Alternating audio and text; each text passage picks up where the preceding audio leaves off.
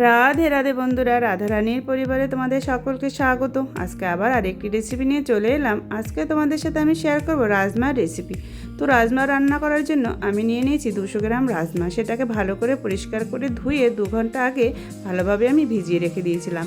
এবার সেই রাজমাগুলোকে প্রেশার কুকারে ভালোভাবে সামান্য লবণ দিয়ে সিদ্ধ করে নিয়েছি। দেখো রাজমা আমার সিদ্ধ করা হয়ে গেছে। এবারে আমরা মশলাটা তৈরি করে নেব। তার জন্য নিয়ে নিলাম একটা মিক্সার বাটি, তার মধ্যে দিয়ে দিলাম বড় সাইজের একটা টমেটো, আর দিয়ে দিলাম 1 চামচের মতো চিনেবাদাম, আর দিলাম 1/2 চামচ মগজ, এবার দিলাম 1/2 চামচ পোস্ত, আর দিলাম 2টো কাঁচা লঙ্কা দিয়ে এবার সামান্য পরিমাণে জল দিয়ে ভালো করে মশলাটাকে একটা মিহি পেস্ট তৈরি করে নেব।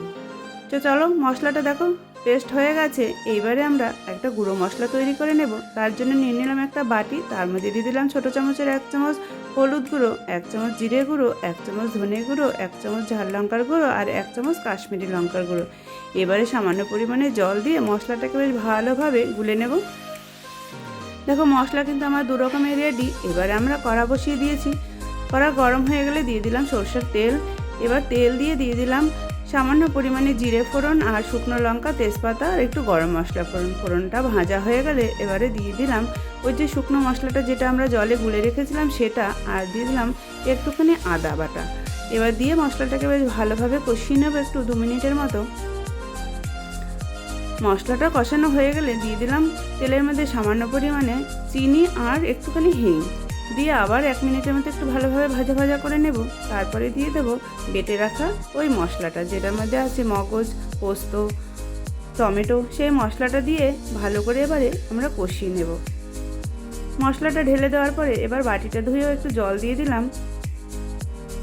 এখন এই মশলাটা সুন্দরভাবে কষিয়ে নিতে হবে যতক্ষণ পর্যন্ত মশলা থেকে তেল না ছেড়ে আসছে। মশলাটা ভালোভাবে কষিয়ে নেওয়া হয়ে গেলে পরে তারপরে আমরা সিদ্ধ করা রাজমাটা দিয়ে দেব। দেখো মশলাটা কিন্তু আমার বেশ ভালোভাবে কষানো হয়ে গেছে, মশলা থেকে তেল ছেড়ে আসছে। এবার আমরা এই যে সিদ্ধ করে রেখেছিলাম এই রাজমাটা দিয়ে দিলাম।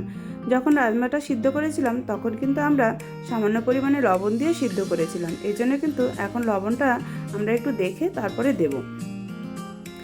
এবারে মশলার মধ্যে রাজমাটা দিয়ে ভালোভাবে নেড়েচেড়ে দিয়ে দেবো পরিমাণ মতো জল।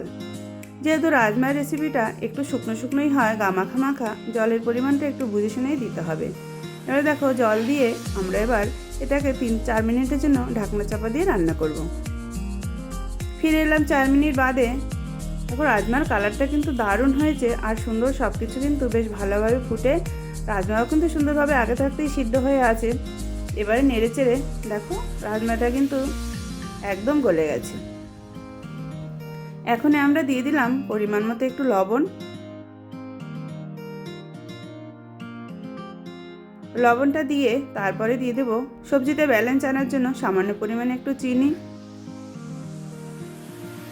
চিনিটা দিয়ে তারপরে দিলাম গরম মশলা, আর দেবো একটুখানি কাসুরি মেথি। সবশেষে দিয়ে দিলাম 1 চামচ ঘি। এবারে ভালোভাবে নেড়েচেড়ে রাজমার রেসিপি কিন্তু আমার পুরোপুরি রেডি। রাজমা তো সবাই রান্না করতে জানে, তো আমি কিভাবে রান্না করলাম সেটাই তোমাদের সাথে আমি শেয়ার করলাম।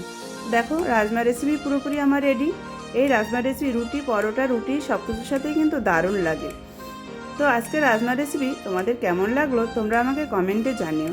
এবার দেখো আমি বাটিতে ঢেলে পরিবেশন করলাম, আর সাথে ওপর দিয়ে একটু ক্রিম দিয়ে পরিবেশন করলাম। ভালোভাবে একটু সাজিয়ে দিলাম ক্রিম দিয়ে। এবার এই রেসিপিটি যদি তোমাদের ভালো লাগে লাইক, শেয়ার, কমেন্ট করো। আর এরকম নিত্য নতুন রেসিপি পাওয়ার জন্য আমার চ্যানেলটিকে সাবস্ক্রাইব করে রাখার অনুরোধ রইল। আজ তাহলে আসি বন্ধুরা, দেখা হবে আবার আরেকটি রেসিপি নিয়ে। রাধে রাধে।